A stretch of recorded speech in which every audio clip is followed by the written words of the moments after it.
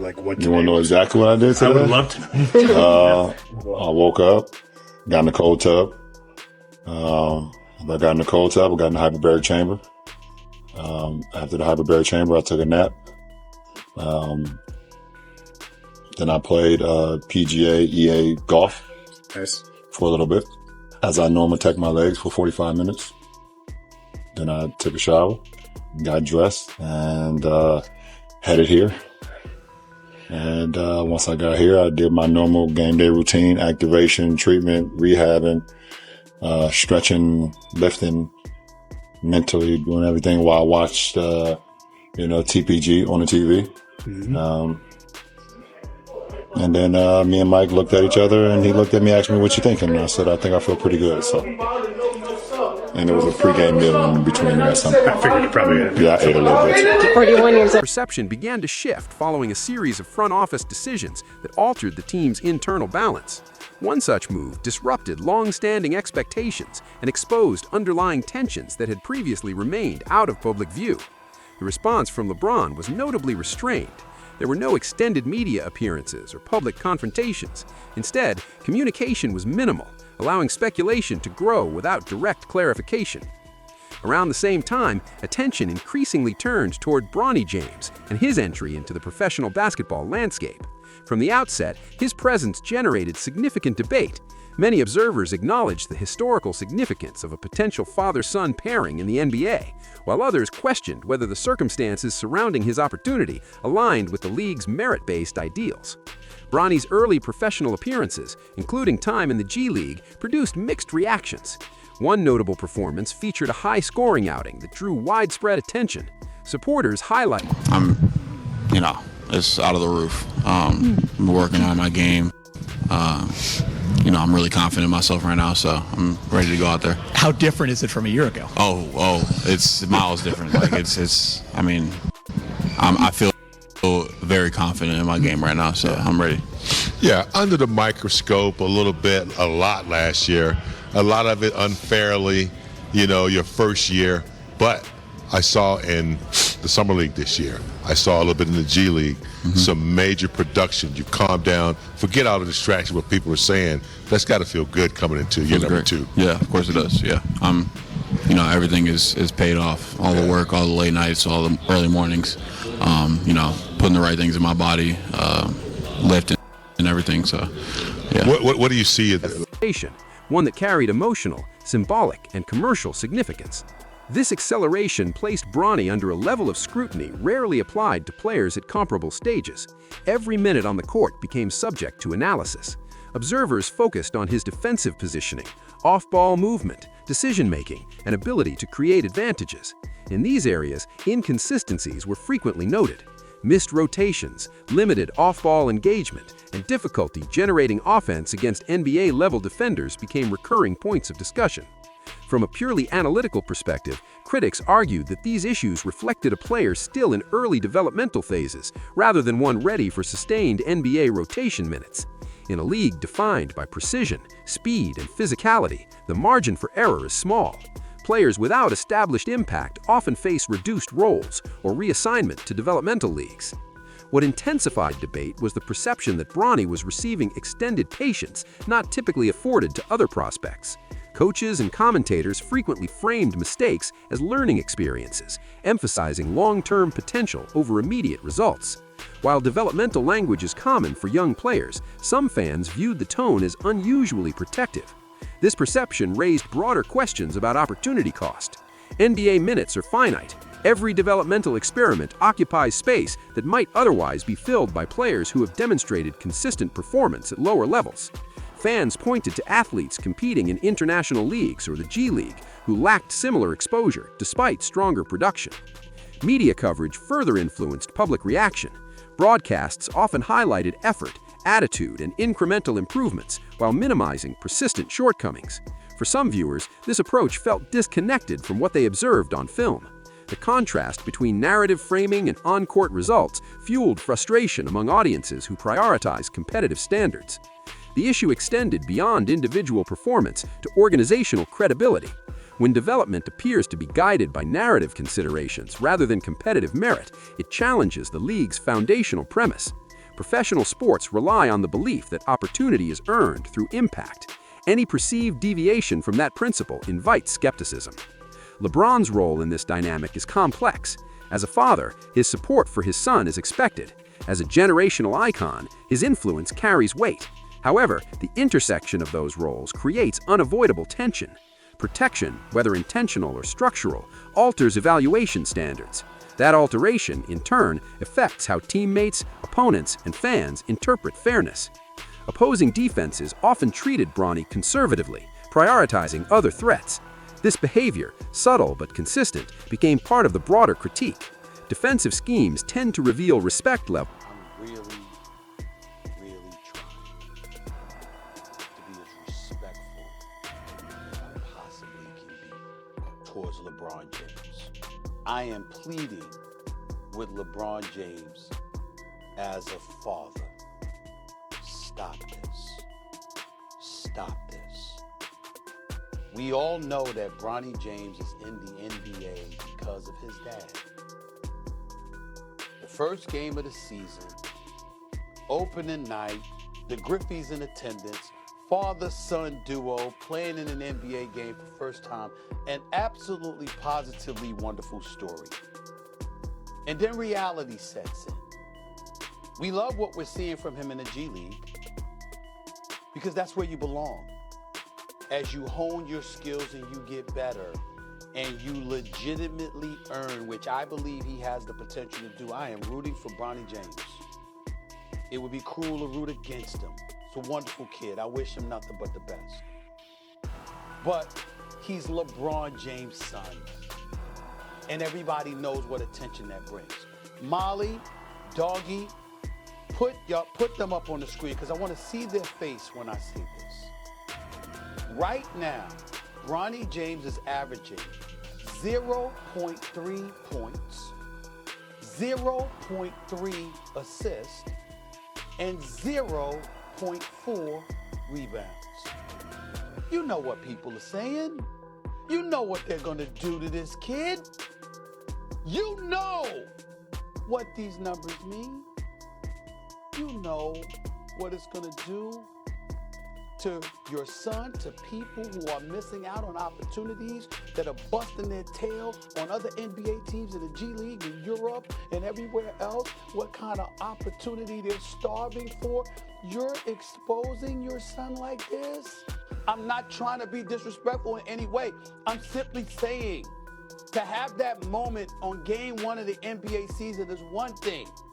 To propel it to a point where he's on the bench, he's in uniform, he's taking up a roster spot, and now you're giving him time in the first quarter, and you see the absence of production. How are you helping him? I just don't get it. I really don't see, I really don't get it. I really don't. Individual failure, and more about systemic flexibility. When systems bend repeatedly, they reveal their priorities. Whether the league chooses to recalibrate or continue along this path will shape how this era is remembered. For now, the situation stands as an example of how modern sports balance legacy, opportunity, and accountability.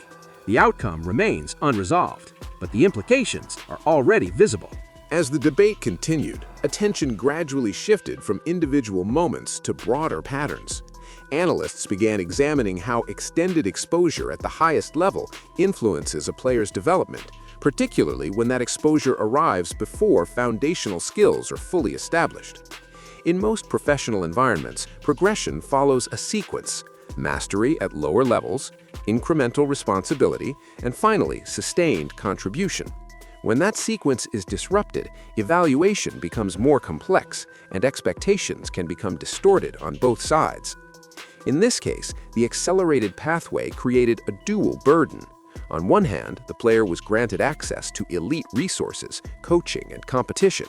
On the other, he was expected to absorb lessons at a pace rarely demanded of peers. The NBA does not slow down for... These two guys are going to split apart and have a feud where LeBron has to fully distance himself from his midget Frankenstein that he created. Steve, you got the most disgusted look on your face, so I'm going to start with you, your reaction. You know, there's a Laker that should be traded for the good of the franchise, all right. And if you asked 1,000 Laker fans, 2,000 of them would say it's the carpetbagger from Akron. Who thought this was a good idea?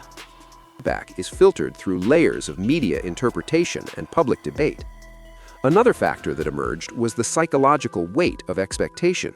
Carrying a famous name introduces pressures that are difficult to quantify.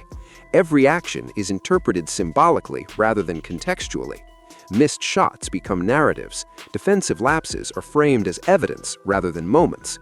This environment can hinder instinctive play, leading to hesitation and overthinking, both of which are costly at the professional level.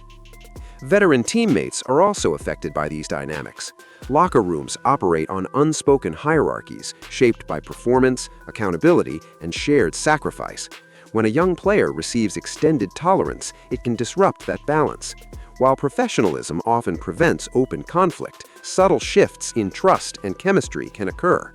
Basketball is a game of reads and reactions, and trust influences both. From an organizational standpoint, franchises must weigh long-term brand considerations against short-term competitiveness. High-profile narratives generate attention, ticket sales, and media engagement. These factors matter in a business-driven league. However, when commercial incentives overshadow competitive priorities, they risk eroding internal standards. Sustaining credibility requires A little bit in the G League, some major production. You calm down, forget all the distractions, what people are saying. That's got to feel good coming into year number Great. 2. Yeah, of course it does. Yeah, you know, everything is paid off. All the work, all the late nights, all the early mornings. You know, putting the right things in my body, lifting everything. So, yeah. What do you see like an avenue that you might take this year? I know defensively, you know, you're bouncy, the outside shot. I know defense is to me is your best, but what do you see another avenue you might improve on going forward this year? I mean, as a PG, just being, you know, having the ball in my hands and be comfortable with the ball in my hands, and you know, running plays for my team and getting people in the right spots and stuff like that. So, but also just, you know, taking advantage of any opportunity that JJ gives me, you know, whether it's, you know, late in the season or early in the season whenever he needs me to do whatever. You know, I'm a dirty work guy, and I'll do whatever. So love it. I imagine you spent time just kind of reflecting on that first year as you looked ahead to what you could do this off season. What were some of those things that you kind of took away from last year that you worked on?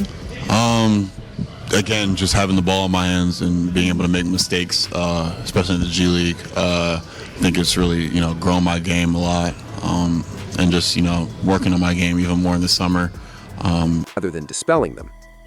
At the same time, incremental improvements were noted. Footwork on defense showed signs of refinement.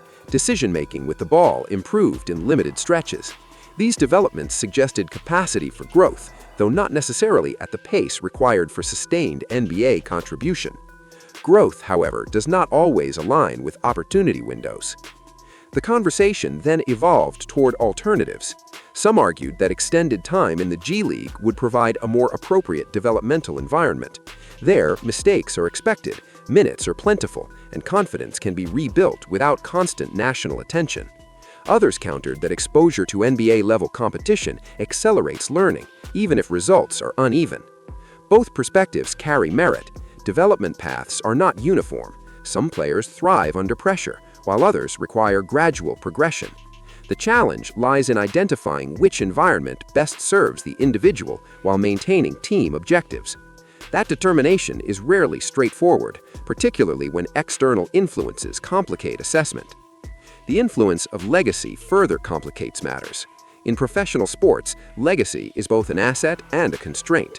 It opens doors but raises expectations.